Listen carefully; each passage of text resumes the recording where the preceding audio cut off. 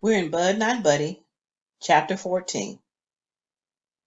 When we got into the restaurant, I could see that it was someone's living room that they'd set about 10 card tables and some folding chairs in. Every table but one was filled, and there were 5 or 6 people standing in the doorway waiting to sit down. We said, "Excuse us," and walked right past. Then the smell of the place got into my nose, and I could tell why folks were lining up to get in. I closed my eyes and took in a big snort of air.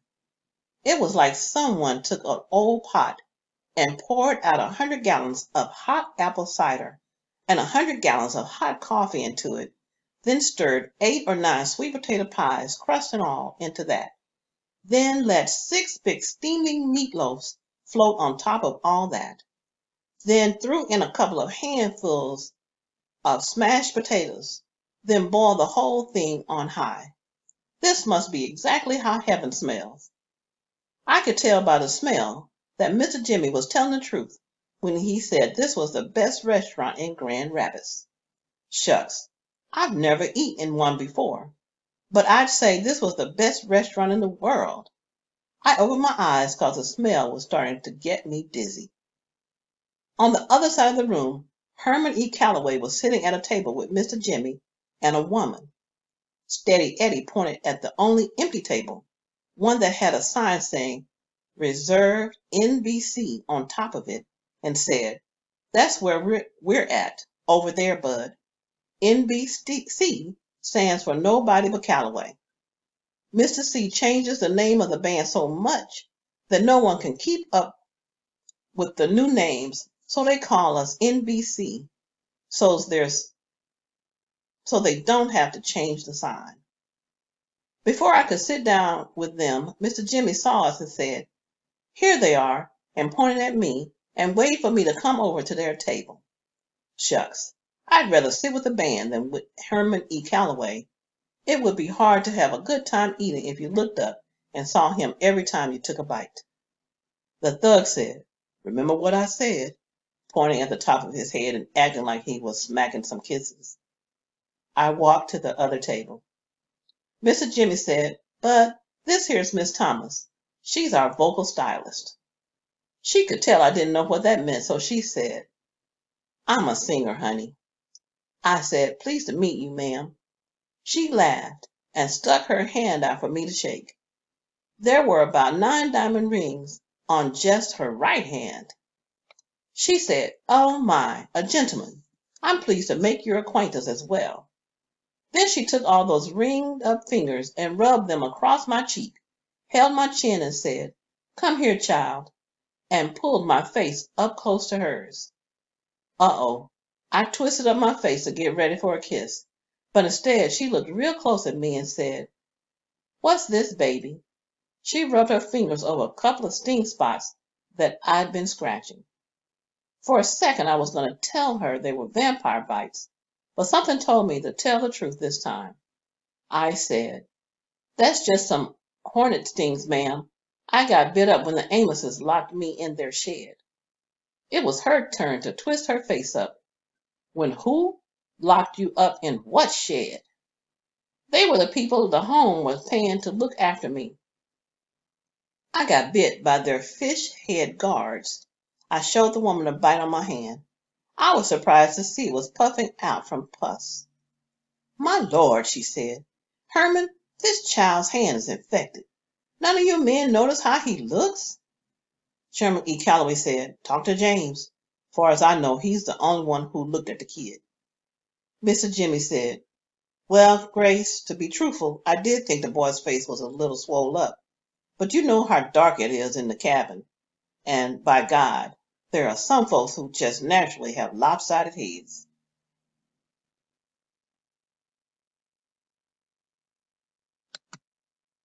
She said, "Dark or not, even blind Lemon Jefferson could see something's wrong with this baby's eye. What happened here, Bud?" She touched underneath my eye as light as a feather. I said, "Well, ma'am, Todd Amos woke me up by shoving a pencil up my nose all the way to the R, and when I went to punch him, I slapped him instead, and it left a big welt on his cheek. So we put up our dukes and went at it, and it didn't take long before I knew I couldn't whip him, so I just curled up and fell down. I looked at Herman E. Calloway to make sure he was listening to the next part. I wanted to let him know that even though he was a real mean, our minds thought about things in the exact same way. I said, I fell down, ma'am, 'cause the Lord give me the good sense to know when enough is enough. He acted like he didn't hear. So I kept talking to Miss Thomas. Then Mrs. Amos came, and I could tell they'd gone through my suitcase, even though they promised they wouldn't, and she locked me up in the shed where those hornets and fish head guards got a hold of me. Miss Thomas looked like this was some real amazing news. Herman E. Calloway said, sounds like a case of diarrhea of the mouth and constipation of the brain. Miss Thomas gave him a dirty look and said, you said the home, but what kind of a home? Where's your mama? I said, she died 4 years ago, ma'am. She put her hand on my shoulder and said, I'm sorry, sweetheart. How about your daddy? Do you know where he's at? I said, yes, ma'am. She said, where is he, honey? I pointed dead at Herman E. Calloway's big belly again and said, that's him right there. Miss Thomas looked like she wanted to smile, but she said, now, Bud, I've only known you for a couple of minutes, but I can tell your mama did a fine job of raising you. I can see you had a good, proper upbringing, so I'm kind of surprised that you're pointing like that. She was right. I brought my finger down. I said, I'm sorry, ma'am. She said, that's fine, but it wasn't me who got pointed at. I told Herman E. Calloway, I'm sorry, sir, but I didn't mean it. She smiled and said, that's better. We all make mistakes. You know what, Bud? You look like you could use a good meal. So why don't you sit right here and join us? She pointed a ring-covered finger at the empty chair directly across from him. Shucks. How could anyone enjoy their food with Herman E. Calloway staring back at you? But maybe my luck was starting to change. As soon as I sat down, Herman E. Calloway picked up his coffee cup and said, if you'll excuse me, this is about where I came in, and walked over to where the band was sitting. He told them, all right, someone's got to give me their seat and go sit with James and Miss Grace. Oh, and my son. For a second, it looked like a stampede of dusky devastators of the Depression. They all jumped up at once and started heading for our table. They saw what they'd done, laughed, and Steady Eddie said, take my seat, Mr. C. I want to talk to that kid. He's got the look of a future sax man about him. He came over to our table. Miss Thomas asked me, do you mind if I order your supper, Bud? I said, no, ma'am. I couldn't believe you got to order what you wanted. I thought you just sat down and they'd bring you whatever was on the stove. A woman came up to the table. She said, y'all ready, Miss Thomas? Miss Thomas said, we sure are, Tyler. Tyler said, who's the little fella? Did y'all pick him up did y'all pick up someone new for the band? Miss Thomas laughed. They're getting younger all the time, aren't they? This here's Bud, and he's going to be our guest for a while. So I want to impress him with something special. Tyler said, well, you know you brought him to the right place. It's nice to meet you, Bud. I said, pleased to meet you, ma'am. She said, ma'am? Mercy, Miss Thomas. Your guest has some real fine manners. I can tell that he isn't one of those rude, crude folks Mr. Calloway always scours up. Steady Eddie said, Tyler, I'm crushed. She said, but I apologize for mistaking you for a musician.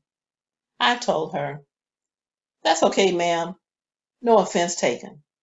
Miss Thomas said, is there any more of that meatloaf left?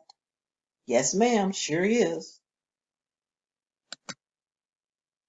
How about some okra and mashed potatoes too, Bud? Thank you, ma'am. And does a glass of apple cider sound good?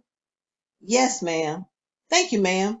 Okay, she said, I'll have the same.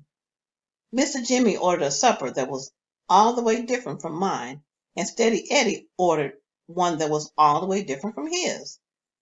No wonder you hear about rich folks going to restaurants once a week. This was great. Miss Tyler went away, and Miss Thomas started back on me. But I've got to let you know that I'm pretty sure that there's just no way that Mr. C is your father. Tell me what gave you the idea he was. My mother did, ma'am. Miss Thomas looked over at Mr. Jimmy real quick, then said, Sweetheart, did you know a whole lot of people all over the state, Mr. C? No, Mr. C? Did you know he's pretty famous? No, ma'am. Ah, well, you know what I think? I think maybe your mother heard him on the radio or heard someone talking about him or saw the band somewhere and told you that Mr. C reminded her of your father and you misunderstood what she meant. Isn't that possible? I don't think so, ma'am. She looked at me for a second, then said, Did she out, come right out and say, Your daddy is Herman E. Calloway, Bud? Well, almost, but not in words just like that. Then tell me what the words were like, honey. Uh-oh. It was going to be hard to explain to Miss Thomas about Mighty Maples and hints from flyers. As long as I kept Herman E. Calloway being my father to myself, the whole thing made real good sense. But as soon as I tried to tell other folks about it, it seemed like maybe it was something some stupid kid had dreamed up, like it was wishing and hoping instead of something real, true and real. I looked down at my suitcase and said, Well, and I could tell my luck was changing. Before I could say anything else, Miss Tyler was at our table with a tray.